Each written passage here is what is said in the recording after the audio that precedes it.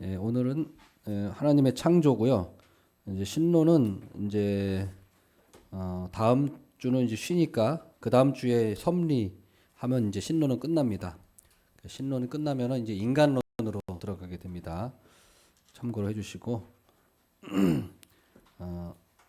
자, 우리 하나님의 창조에 대해서 보겠습니다.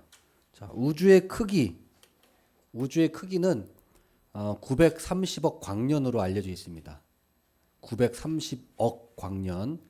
자, 그러면 930억 광년이라고 하는 거는 도대체 어느 정도 크기인지 감이 안 오시죠? 지구의 나이가 46억 년이라고 알려져 있습니다. 지구의 나이가 46억 년이에요. 그러면 그거의 몇 배입니까? 이게 지금 20배? 20배 정도? 예. 그러면 46억 년을 20번 동안 빛의 속도로 가야 그 넓이가 나오는 거예요. 그러니까 어마어마하게 뭐 상상이 안 되잖아요. 엄청나게 크다는 거예요. 그런데 이게 우주의 실제 크기가 아니고 인간이 관측 가능한 범위 안에서의 크기라는 거예요. 그러니까 사실은 우주의 크기를 인간이 아직은 정확히 모릅니다. 점점 커지고 있어요. 예. 그 관측 가능한 범위에서 밝혀낸 게 930억 광년이에요. 자, 조금만 더 말씀드리면, 우리 그 별을 보면은, 밤하늘의 별을 보면 별은 다 은하인 건 아시죠, 별이? 예, 별이 은하예요. 그러면 그 은하의 크기는 또 얼마나냐? 우리가 있는 우리 은하, 이게 크기가 5만 광년이라고 합니다. 5만 광년. 우리 은하 크기가 5만 광년. 근데 우리 은하 크기보다 몇 천 배 더 큰 은하도 있어요. 그러니까 엄청나게 큰 은하도 많이 있습니다. 그리고 우리 은하와 가장 가까이에 있는 은하가 은하인데 이게 거리가 250만 광년이나 떨어져 있어요. 250만 광년. 그러니까 이게 뭐 도저히 상상이 안 됩니다. 음. 조금 더 이제 우주가 얼마나 큰지에 대해서 좀 말씀드릴게요. 우주가 얼마나 큰지. 이 은하가 예전에는 이 우주에 있는 은하가 총 1000억 개라고 추정이 됐어요. 1000억 개. 근데 지금은 더 늘어나서 2조 개라고 추정이 됐습니다. 2조 개. 왜냐면 망원경이 점점 발달할수록 이게 더 많이 발견되는 거예요. 2조 개로 지금 은하가 2조 개예요. 은하가 별이 아니라 은하가 2조 개예요. 은하에는 대충 몇 개의 별이 있냐? 대략 4천억 개의 별이 있어요. 4천억 개의 별이 있습니다. 한 개 은하에. 그러니까 저희가 보고 있는 별 하나가 4천억 개의 별이 그 안에 있는 거예요. 그래서 이거를 그럼 우주에 있는 그 별, 항성, 행성 말고 항성, 태양과 같은 태양이 항성이잖아요. 태양계에서는 뭐 지구, 뭐 수성 이런 거 다 빼고 태양을 항성이라고 하는데 이 항성을 별이라고 합니다. 이 별의 개수가 우주에 몇 개냐? 관측된 것만 2 곱하기 10의 23승계. 예, 2 곱하기 10의 23승계. 공이 23개가 붙어야 돼요. 예, 뭐 말로 이게 얼마나인지 뭐 말을 못 하겠어요. 예. 그러니까 이것도 다시 말씀드리지만 관측 가능한 범위에서 밝혀낸 거예요. 예, 더 많이 있을 겁니다. 아마 그걸 찾아내면. 자, 그러니까 얼마나 이 우주가 참 알면 알수록 이 참 대단한지. 예, 이게 우연히 만들어졌다라고는 상상할 수 없어요. 예, 대단한 거예요. 그 다음에 빅뱅 이론이라고 혹시 들어보셨나요? 예, 많이 그런 들어보셨죠? 빅뱅 이론. 빅뱅 이론은 뭡니까? 어, 대파에 의해서. 그러니까 우주가 조그마한 점, 네, 요만 점만 크기가 점만 했다는 거예요. 근데 그 점 안에 지금 우주에 있는 그 모든 에너지가 거기 들어가 응축돼 있었다는 거예요. 응축돼 있었는데 어느 날 어떤 이유는 모르겠지만 어떠한 이유로 인해서 갑자기 폭발이 일어나서 우주가 시작됐다. 이게 빅뱅 이론인데 자, 그러면 이제 거기서 과학자들이 밝히지 못하는 게 있어요. 그러면은 그 폭발시킨 그 힘은 도대체 뭔가? 그 빅뱅을 일으킨 그 힘. 왜냐면 과학의 그 과학 이론에 의하면 가만히 있는 거를 움직일 수는 없어요. 뭔가 이렇게 어떤 힘이 와서 쾅 이게 물리적 힘이 가해져야 이게 움직이지. 가만히 있는 게 아무 힘도 가해지지 않았는데 저절로 움직이는 일은 없습니다. 과학 예. 그런 일은 없잖아요. 그러면 이 점이 스스로 폭발했나? 그것도 과학 이론에 맞지 않아요. 가만히 있는 게 아무 힘도 안 가는데 스스로 폭발할 일은 없거든요. 이게 뭐 아무리 이 책이 아무리 오래 가도 이게 스스로 폭발할 수 있을까요? 그렇지 못하잖아요. 그런 것처럼 뭔가 물리적인 힘이 가하지 않은데 스스로 폭발한다. 그건 과학적으로 맞지 않아요. 그러니까 빅뱅 이론에 의해서도 뭔가 그 외부적인 힘을 상정할 수밖에 없는 거예요. 근데 그게 뭔지 몰라요. 과학자들이. 분명히 그 힘은 있다. 근데 그 힘이 뭔지는 밝히지 못하는 거예요. 그 힘이 어떤 힘이겠습니까? 그 하나님의 창조죠, 창조. 예. 과학적 이론으로도 그게 필연적으로 그렇게 논리적으로 창조주를 상정할 수밖에 없는 거예요. 왜냐면 그게 사실이니까. 예, 사실이니까. 그리고 좀 흥미로운 점도 지금 지구의 나이가 지금 46억 년이라고 지금 과학자들은 추정하고 있습니다. 그거는 왜 그러냐면은 탄소 동위원소 반감기라고 해요. 그래서 어떤 뭐가 물체가 있으면 거기에 탄소 남아있는 탄소를 추출을 해서 탄소는 반감기가 있대요. 하여튼 몇만 년에 한 번씩 반감하는 그게 있는데 그걸 보면은 이제 이 물체의 나이를 알 수 있다. 이게 탄소 동위원소 반감기로 해서 아는 건데 그래서 지구의 나이를 추정해 보니까 46억 년이라고 나오는데 근데 문제는 뭐냐면 이 탄소 동위원소 반감기가 정확하지 않다는 거예요. 이거는 제가 얘기하는 게 아니고 과학적으로 이미 그건 다 밝혀져 있어요. 왜냐면은 어떤 게 밝혀졌냐면 화산이 폭발하고 지각이 변동하는 때가 있잖아요. 지금도 화산 폭발하는 데가 있잖아요. 화산 폭발함으로 지각이 이렇게 조금씩 변화하잖아요.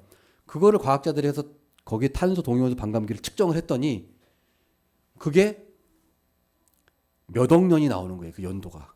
아니 그게 아니라 한 번에 이게 이루어진 건데 한 번의 화산 폭발로 지각 변동으로 인해서 한 번에 한순간에 일어난 일인데 반감기로 이렇게 조사를 딱 채취해서 보니까 이게 몇 억 년으로 나오는 거예요. 이게.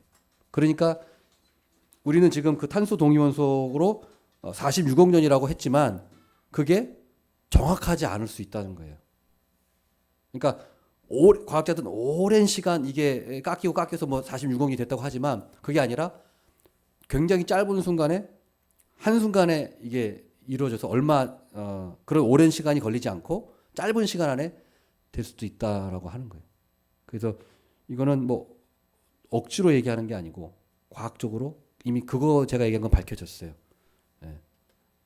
그래서 진짜 지구가 46억 년이냐? 그건 모릅니다. 아닐 수도 엄청 짧을 수도 있어요. 그 창조과학자들은 얼마 안 된다.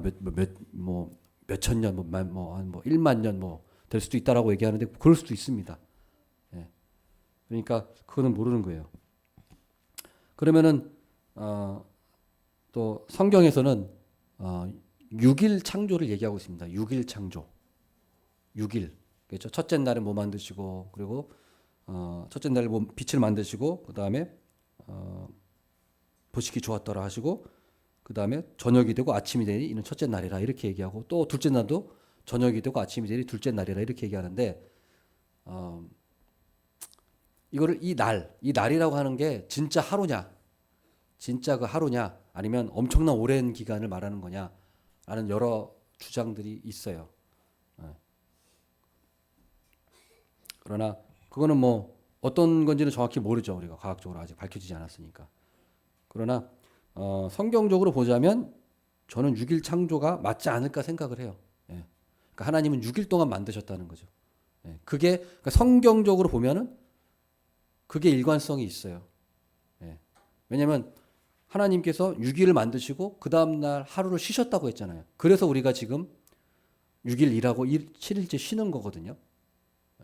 근데 만약에 그게 하루가 아니라 몇 억 년이다 그러면은 지금 우리 하는 거랑 좀 맞지 않고 그 다음에 또 뭔가 문제가 있냐면 날이라고 하는 그 날이라고 하는 그 히브리어 날, 요미라고 하는데 날, 요미라고 하는 거를 다른 성경의 다른 데서는 다 하루로 본단 말이에요. 근데 창세기에서만 그러면은 이 요미라고 하는 단어를 몇 억 년, 몇만 년으로 본다면 일관성이 없어지죠.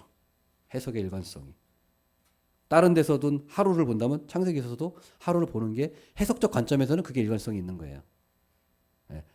그래서 그리고 그것이 많은 또 우리 신학자들도 지금 현대 신학자들도 그렇게 많이 6일 창조를 보는 사람도 우리 있습니다. 많이 있습니다. 그래서 저도 그게 아닌가 생각해요. 뭐 정확하진 않지만 예. 성경적으로 봤을 때는 6일이 맞는 것 같다. 예.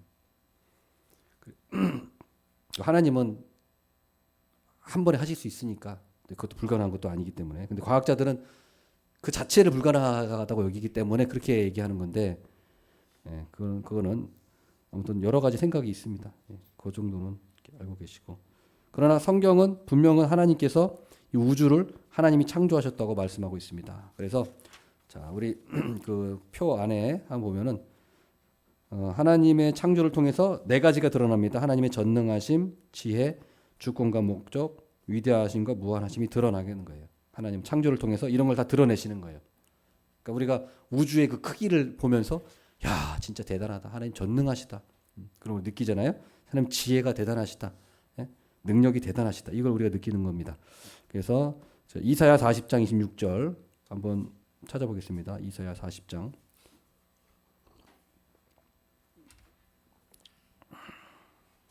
간단하게 보겠습니다. 오늘 이사야 40장 26절 읽어보겠습니다. 너희는 눈을 들어 높이 들어 누가 이 모든 것을 창조하였나 보라.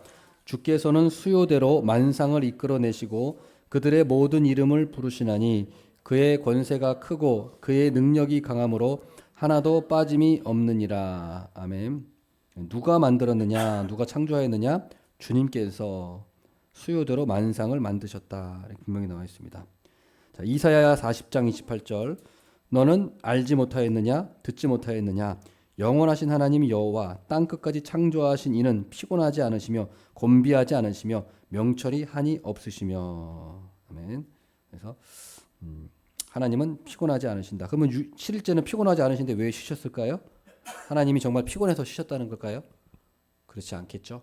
예, 하나님은 피곤해서 쉬신 것이 아니라 인간을 위해서 쉬신 겁니다. 쉬신 거예요. 인간을 위해서 하신 거예요.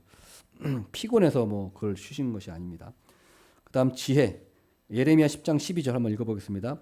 여호와께서 그의 권능으로 땅을 지으셨고 그의 지혜로 세계를 세우셨고 그의 명철로 하늘을 펴셨으며. 지혜, 명철. 지금 과학이 뭐 이 과학 현상을 다 밝힌 것 같지만 전혀 그렇지 않습니다. 아직도 밝히지 못한 것이 너무도 많습니다. 자, 주권과 목적. 이사야 43장 7절 한번 찾아보겠습니다. 이사야 43장 7절.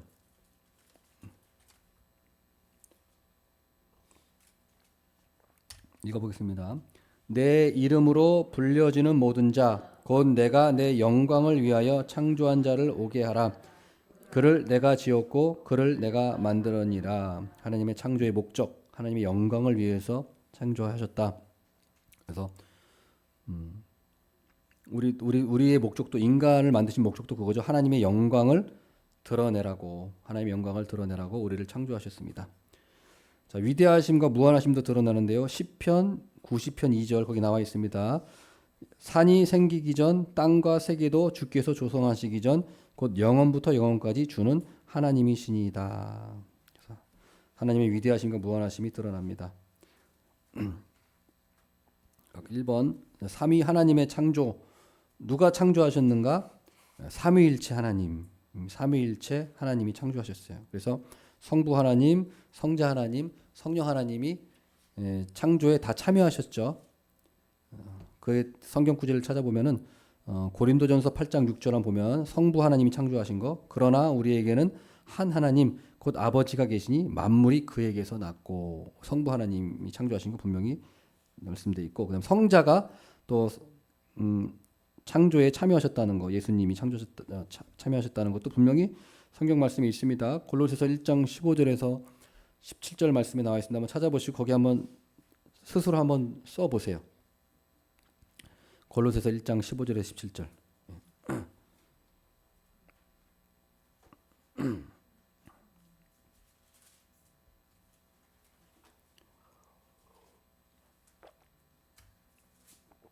예습하신 분이 계시더라고요. 예. 벌써 답을 다 채워놓으시고 예습을 하신 분이 계십니다. 예. 자, 한번 같이 보겠습니다.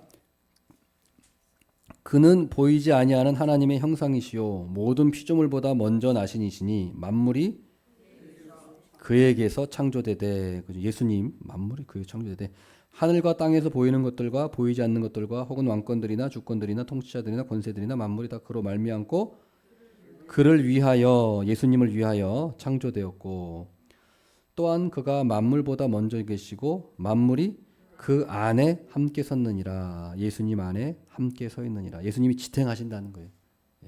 그러니까 예수님이 분명히 창조주시라는 거. 이단에 대해서 배웠지만 우리 그 아리우스주의자들은 이걸 부인했어요. 아리우스주의자들은 예수님이 창조주라는 걸 부인했어요. 예수님이 피조물이다. 그러니까 왜 그렇게 했냐면 하나님이 나왔다고 하시니까. 하나님이 나왔다고 하시니까 예수님이 그러면 나왔다고 하면은 창조주가 안 되는 거 아니냐 이렇게 얘기하는 거거든요. 근데 잘 보세요. 하나님이 예수님을 나왔다고 한 거는 뭘 나왔다고 하시는 겁니까? 예수님의 인성을 낳으셨다고 하는 거예요. 예수님은 인격이 신성과 인성 이 연합으로 돼 있으신데 낳으셨다는 거는 예수님의 인성을 낳으셨다는 거죠. 신성까지 낳았다는 게 아니에요. 그러니까 그걸 착각해가지고 예수님의 신성을 부인하고 했던 게 아리우스주의자들. 325년에 니케아 공의회에서 이단으로 정죄됐죠. 자, 그다음 성령. 창세기 1장 2절. 땅이 혼돈하고 공허하며 흑암이 깊음 위에 있고 하나님의 영은 수면 위에 운행하시느니라. 하나님의 영이 나오고 그다음 시편 104편 30절 한번 찾아보겠습니다. 시편 104편 30절. 여기서 성령님의 창조가 나옵니다.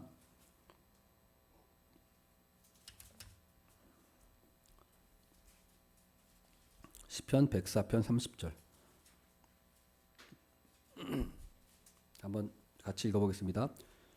주의 영을 보내어 그들을 창조하사 지면을 새롭게 하시나이다. 주의 영을 보내어 그들을 창조하사. 주의 영, 성령님이죠. 자, 그래서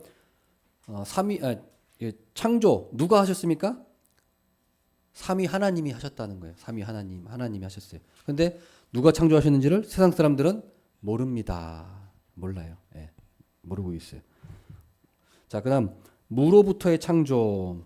무로부터의 창조. 하나님은 조물주이십니까? 창조주이십니까? 창조주이시죠. 조물주와 창조주의 차이점이 무엇이죠? 재료가 있는 상태에서 만들면 조물주고 재료가 없는 무의 상태에서 만들면 창조주죠. 그래서 우리 하나님은 조물주라고 하면 안 돼요. 가끔가다 어떤 분들 기도할 때 조물주 대신 우리 하나님 이렇게 기도하시는 분도 있고 또 책에도 그렇게 안 믿는 사람들은 조물주라는 표현을 하지만 우리 그리스도인들은 조물주라는 표현을 하면 안 되죠. 우리는 창조주라는 표현을 써야 돼요. 그래서 헤시오도스가 쓴 신들의 계보, BC 800년경에 만들어진 책인데 엄청 오래됐죠. 이 신들의 계보에 따르면 조물주가 나와요. 조물주. 창조주 개념이 없어요. 그러니까 이방 어떠한 종교나 신도 창조주의 개념이 있는 종교는 없습니다.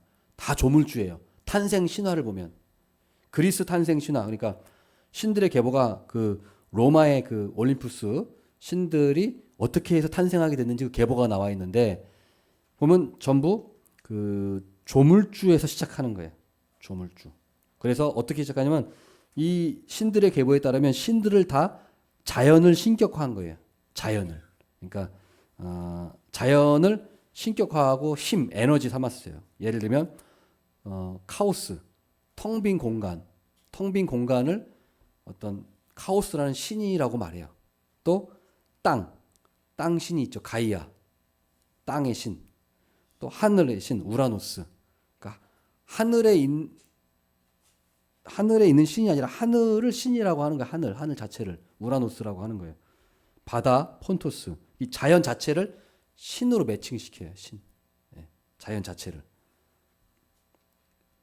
그리고 이들의 그 자손이 바로 그 올림푸스 신들, 제우스, 뭐 헤라, 그다음 뭐 등등 신들 있잖아요. 그런 것들이 이 신들의 자손이라고 이렇게 나와요. 조물주라고 결국에는 그 헤시오도스 신들의 계보 저도 조금 그 처음에 좀 읽어봤는데 그 탄생 신화가 궁금해서 한번 제가 읽어봤거든요. 근데 거기서 딱 그렇게 나오냐면 그 땅이 원래부터 있었다. 텅 빈 공간이 원래부터 있었다라고 상정을 해요. 그러니까 우리 하나님은 우리는 하나님이 우주를 창조하셨다고 말하지만 이 헤시오도스의 그 신들의 계보 그리스 신화는 텅 빈 공간이 있는 상태에서 신들이 거기서 나왔다고 말하는 거예요. 만들어졌다고.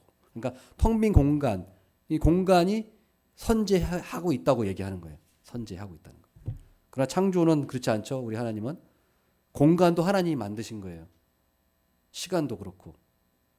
그러나 그리스 신화는 공간과 시간은 이미 상정돼 있어요. 있는 걸로. 그 차이가 있어요. 그러니까 조물주죠. 우리는 창조주고. 그 다음에 3번. 하나님은 무엇으로 창조하셨나요? 하나님은 말씀으로 창조하셨습니다. 그러니까 이것도 이제 조물주와 연관된 건데 조물주는 재료가 있는 상태에서 만들잖아요. 재료. 그래서 그 중국에 그 반고 신화하고 여화 신화라는 게 있어요. 중국에. 그 신화를 보면은 다 조물주입니다. 조물주.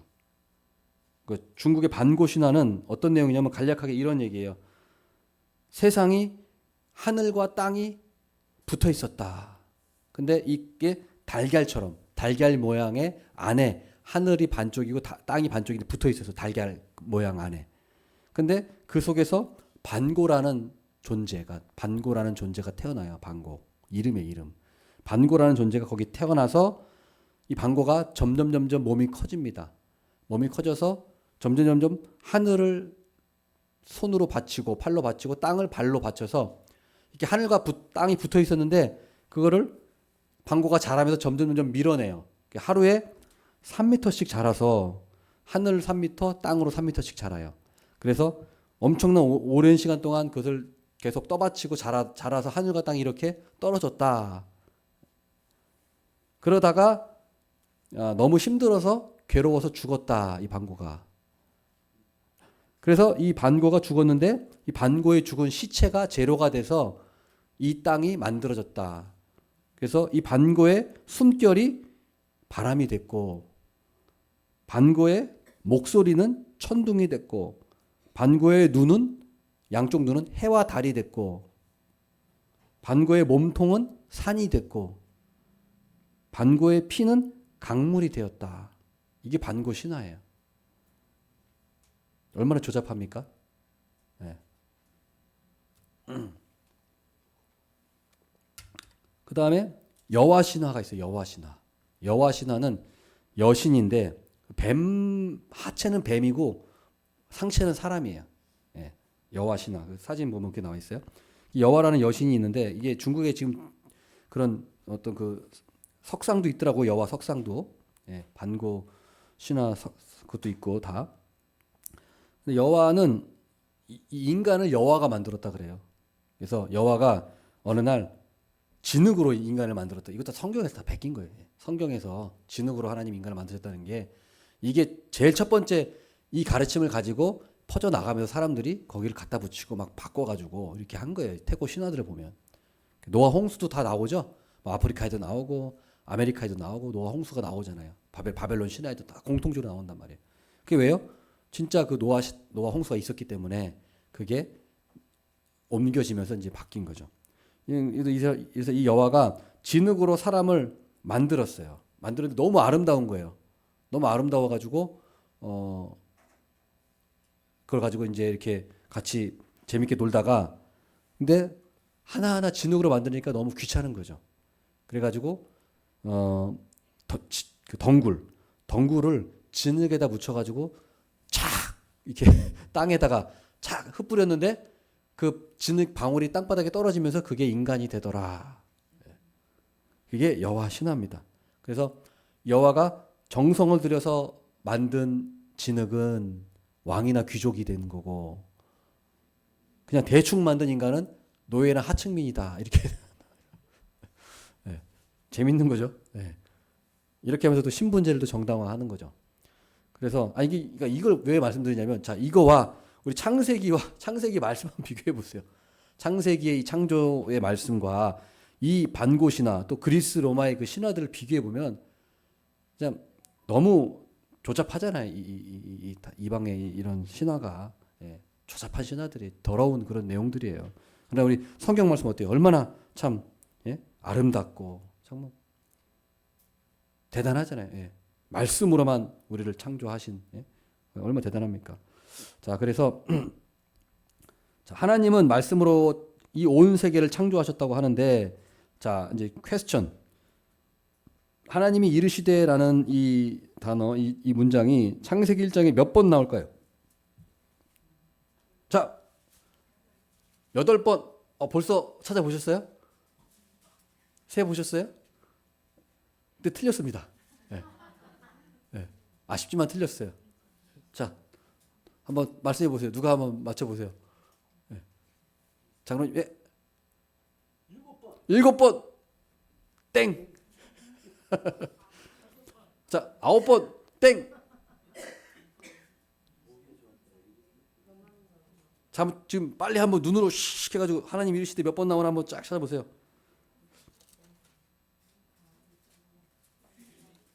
응? 맞추시는 분 뭘 드려야 되지? 4번? 5번? 자, 하나님이 첫째 날, 여섯째 날 다 만드시고 나서 항상 하나님이 이르시되 이런 말씀이 있습니다. 자, 창세기 1장 전체에 나오는 말씀. 전체. 창세기 1장 전체에서 하나님이 이르시되라는 단어가 자, 그것보다 많습니다. 10번. 아쉽지만 틀렸습니다. 9번. 땡. 땡. 자, 그럼 찾아볼까요? 한번 찾아볼까요? 자, 3절. 그렇죠? 3절에 있습니다. 하나님이 이르시되 빛이 있으라. 그 다음 어디요? 6절. 하나님이 이르시되. 그 다음에 9절. 하나님이 이르시되. 그 다음 어디 있어요 또? 11절이죠. 그 다음 또 어디 있습니까? 14절. 그 다음 20절 있죠. 20절. 하나님이 이르시되. 20절. 그 다음 22절. 하나님이 그들에게 복을 주시며 이르시되. 22절. 그 다음 24절. 하나님이 이르시되. 그 다음 26절. 그죠? 하나님이 이르시되. 그 다음 28절. 하나님이 그들에게 복을 주시며 하나님이 그들에게 이르시되. 그 다음 29절. 하나님이 이르시되. 자, 총 몇 번입니까? 11번. 아이고, 아무도 대답을 맞추지 못하셨네요. 네. 9번? 11번, 세번 11번이에요. 11번. 예. 정답 아니면 없습니다. 그러나 걱정하지 마세요. 또 있습니다. 퀘스천 두 번째. 그대로 되니라는 몇 번 나올 거예요. 그대로 되니라. 6번? 맞을까요? 틀릴까요? 맞습니다. 6번. 예. 6번 맞아요. 예. 7절에 나오고 그다음 9절에 나오고 11절에 있어요. 11절. 그다음에 15절. 그다음에 24절. 그다음에 30절. 예. 이렇게 나와 있습니다. 자, 그다음 6번입니다. 4번. 자, 하나님의 선하신 창조가 나오는데 보시기에 좋았더라는 몇 번 나올까요? 보시기에 좋았더라. 7번? 권사님이 벌써 예습을 하셨나요? 어떻게 벌써 맞추셨지? 7번 맞습니다. 예. 4절, 10절, 12절, 18절, 21절, 25절, 31절. 그래서 보시기에 좋았더라. 그래서 자, 하나님이 보시기 좋았다라는 말씀을 7번이나 하셨어요. 이 세상을 만드시고. 자, 이게 굉장히 중요한 겁니다. 자, 하나님은 이 세상 우주에 대한 평가가 어때요? 좋았어요. 긍정적이었어요. 하나님이 만드셨으니까요. 하나님이 만드셨으니까 최고로 좋은 걸 만드셨겠죠. 자, 그래서 디모데전서 4장 4절은 뭐라고 나와 있습니까? 하나님께서 지으신 모든 것이 선함에 감사함으로 받으면 버릴 것이 없나니. 자, 이것이 중요합니다. 뭐가 중요하냐? 이 우주 만물에 대해서 하나님이 피조물에 대해서 이 창조의 세계에 대해서 긍정적으로 평가하셨어요. 그러나 헬라 철학이나 동양 종교나 다른 세계관들은 정반대로 얘기합니다. 어떻게 반대로 얘기하냐? 헬라 철학이나 동양 종교나 이 세계관은 뭐라고 말하냐면 이 세계에 만들어진 물질적인 거, 물질적인 이 세상 모든 걸 만들어진 거잖아요. 물질적인 이 세계는 원래부터 악한 것이라고 가르친단 말이에요. 여기서 모든 것이 출발합니다.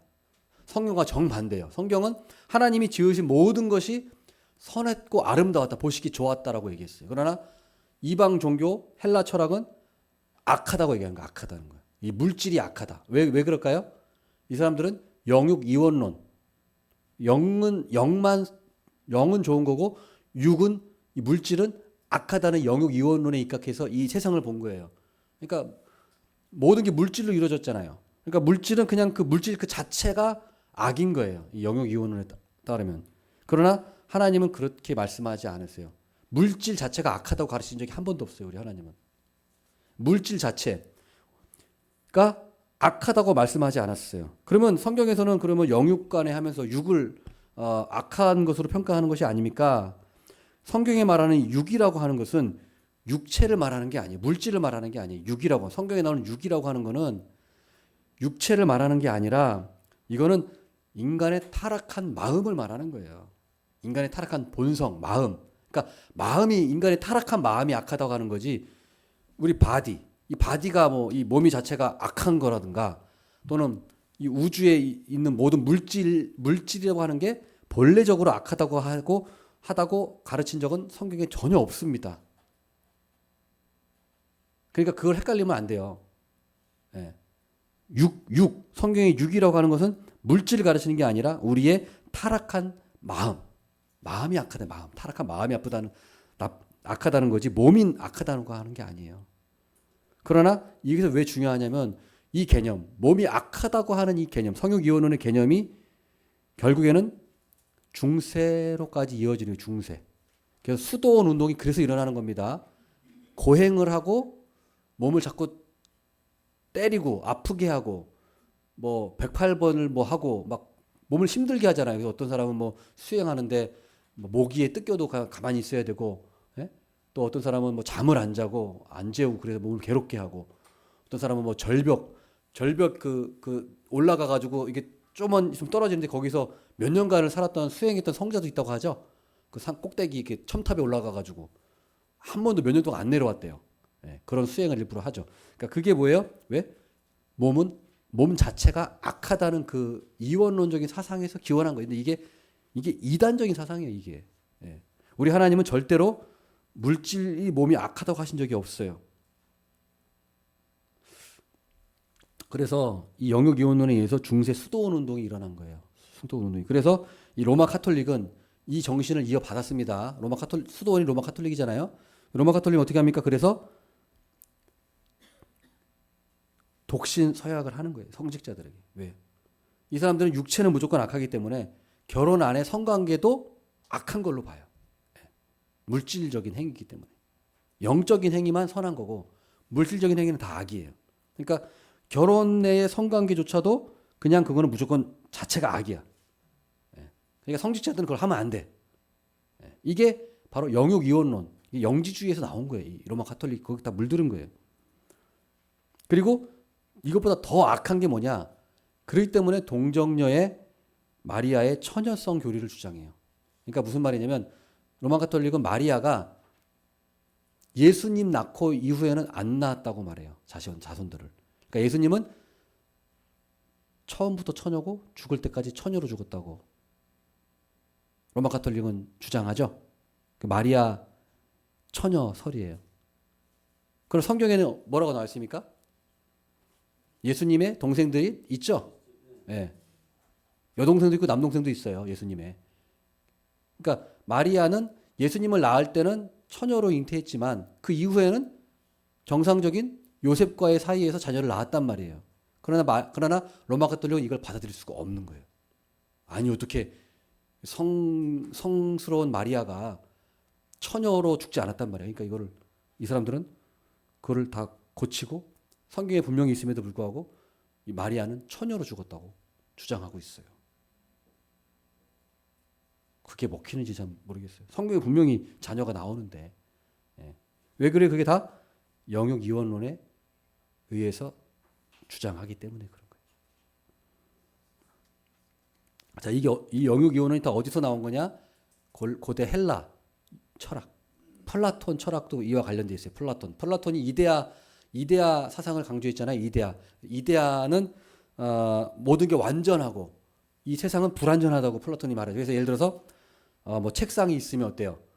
책상이 어때요? 종류가 우리 교회 이런 책상도 있고 또 다르게 생긴 책상도 있잖아요. 생김새가 다 다르잖아요. 책상이. 근데 그게 이데아라고 하는데 진짜로 완벽한 의자가 있다는 거예요. 예, 그게 관념으로 있는 게 아니라 플라톤은 진짜 그게 있다고 이데아라는 세계가 있어서 의자에 이데아가 있고 거기에 뭐 책상도 거기에 있고 다 있다는 거예요 거기에. 그래서 그 플라톤의 철학은 뭡니까? 이데아는 완전하고 이 세상은 불완전하다. 그래서 육체를 영혼의 감옥으로 묘사합니다. 육체를 아주 나쁜 것으로 영혼을 가두는 감옥으로 말하고 그래서 이 영혼이 육체에서 분리돼서 해방될 때 구원받는다라고 가르쳐요. 이게 영지주의, 플라톤주의, 플라토니스. 예. 그러니까 육체에서 영혼이 해방되는 게 구원이야. 성경에서 그렇게 가르치지 않아요. 성경은 어떻게 가르칩니까? 우리가 예수 그리스도를 믿음으로 구원받는다고 가르치지 우리의 영혼이 육체에서 분리돼서 해방돼야 구원받는다? 이건 성경의 가르침이 아니에요. 영지주의, 헬라 철학. 자, 그러면 이게 왜 굉장히 잘못된 교리냐? 이 교리를 받아들이면 안 되느냐? 영육 이원론을 우리가 받아들이면 안 되는 이유가 왜 이걸 받아들이면 우리 구원 못 받아요? 왜 그런지 아세요? 그러면 우리는 몸의 부활을 우리는 인정하지 않는 거예요. 성경은 분명히 몸의 부활을 얘기하고 있어요. 영지주의자들, 영육 이원론자들은 몸의 부활을 인정하지 않아요. 이 사람들은 영의 부활만 믿어요. 영의 부활. 그래서 천국에 가도 이 사람들은 영이 그냥 거기 떠돌아다니는 거예요. 아니요. 성경에서 우리는 천국에서요. 우리 몸이 있습니다. 지금 이런 몸과 비슷하지만 완전한 몸. 지금 천국 가면 우리가 다 알아볼 수 있어요. 서로를. 하지만 알아볼 수는 있지만 우리의 몸은 썩어질 몸이 아니라 더 아예 아픔도 없고 질병도 없고 완전한 그런 몸으로 바뀌는 거죠. 신령한 몸으로. 그 부활한 몸으로 우리는 천국에서 사는 거예요. 예. 그러니까 만약에 몸의 부활을 믿지 않는다면 그거는 뭐라고 말해야 되냐? 몸의 부활을 믿지 않는다는 건 그러면 그건 성경에서 말하는 부활을 믿지 않는 거예요. 예. 그래서 우리 성경에서 뭐라고 말합니까? 우리가 몸의 부활을 고대한다고 얘기하고 있어요. 몸의 부활을 고대한다. 우리는 몸의 부활을 고대하는 거예요. 몸의 부활을 믿는 거예요. 몸의 부활이야말로 우리 최종적인 구원의 상태예요. 몸의 부활을 부정하면 최종적인 구원 상태를 우리 부정하는 거 구원 못 받는다는 얘기네요. 예. 그래서 영육 이원론이 별거 아닌 것 같지만 결국에는 우리 구원을 못 받게 하는 거예요. 예. 굉장히 그러니까 이게 중요한 겁니다. 기독교는 다시 말씀드리지만 우리 성경 기독교는 물질의 가치를 경시한 적이 한 번도 없어요. 오히려 몸의 가치를 굉장히 귀하게 여겨요. 우리 기독교는 몸에 대해서. 예를 들어서 구약에 보세요. 구약에 많은 약속들은 물질적인 건강과 또 복지 그런 것으로 포함이 돼 있어요. 그러니까 건강하게 되고 부자 되고 이런 걸 포함이 돼 있어요. 그러니까 우리 그걸 보면 우리 하나님께서 우리의 몸에 대해서, 건강에 대해서, 우리의 필요한 어떤 물질적인 것들에 대해서 하나님은 경시하지 않으신다는 거예요. 그러니까 너무 막 기독교인들은 무조건 막 물질은 경시해야 돼. 무조건 힘들게 살고 무조건 가난하게 살아야 돼. 그거는 또 아니에요. 막 일부러 막 힘들게 막 지질이 궁상 떨어야 돼 이게 아니고 하나님은 우리의 필요한 것들도 다 공급해 주시는 분이에요. 먼저 우리에게 필요한 것들을 제공해 주시는 분이다.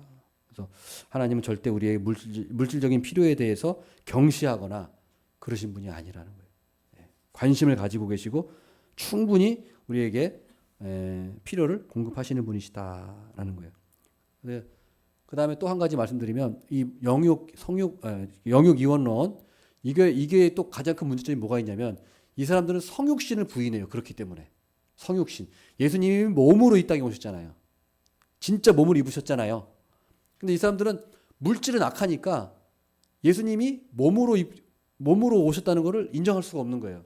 아니 물질은 악한 거니까 예수님이 몸을 입고 와 하나님이 어떻게 몸을 입을 수 있어? 그러니까 이걸 받아들이지 않고 예수님은 유령이었어. 예수님은 그냥 영으로만 오신 거야. 그래서 가짜로 현현하신 거야. 진짜로 오신 게 아니라 그냥 가현설이야. 유령이야. 유령. 환영을 본 거예요. 제자들이. 몸으로 오신 게 아니야. 이렇게 가르쳤고 영지주의였고 이게 사도 요한이 그래서 사도 요한 시대 벌써 이런 영지주의자들 영육 이원론자들이 분명히 사도 요한이 이 시대 벌써 있었어요. 그래서 요한일서 4장 1절에서 2절 한번 보겠습니다. 요한일서 4장 1절에서 2절 거기 찾아보시는 거 있죠? 뭐라고 들어갈까요 거기? 육체로 오신 것 언제 또 벌써 또 찾으셨어요? 네. 육체로 오신 것. 자, 어떤 사람이 적그리스도라고 나옵니까? 예수님이 육체로 오신 것을 부인하는 자가 적그리스도다라고 말씀하고 있어요. 예수께서 육체로 오신 것을 부인하는 자. 예수께서 육체로 오신 것을 부인하는 자. 이게 적그리스도다. 이때도 벌써 있다는 거. 사도 요한 시대에도 벌써 이런 이단들이 판치고 있었어요. 그래서 창세기 1장 28절 한번 뭐가 들어갈까요?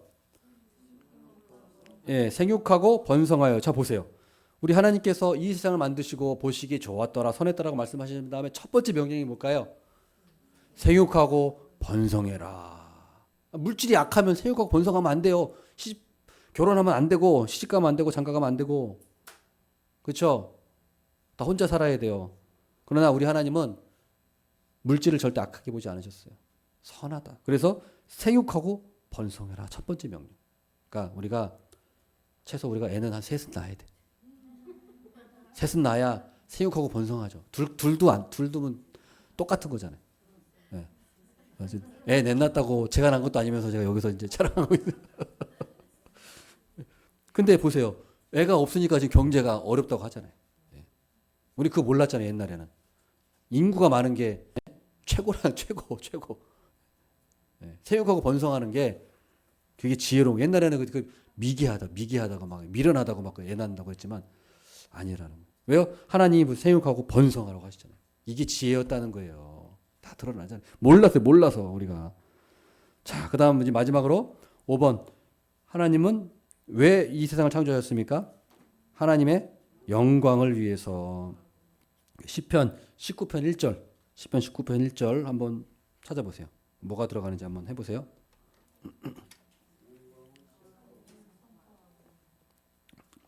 영광을 선포하고 그죠? 하늘이 하나님의 영광을 선포한다고 하는 거죠. 그다음 이사야 43장 7절. 아까 찾아봤던 것 같은데. 그죠? 내 영광을 위하여 창조한 자. 우리 이 목적대로만 살면 돼요. 하나님의 영광을 위해서 우리 살아가면은 다 하나님 책임져 주신다는 거죠.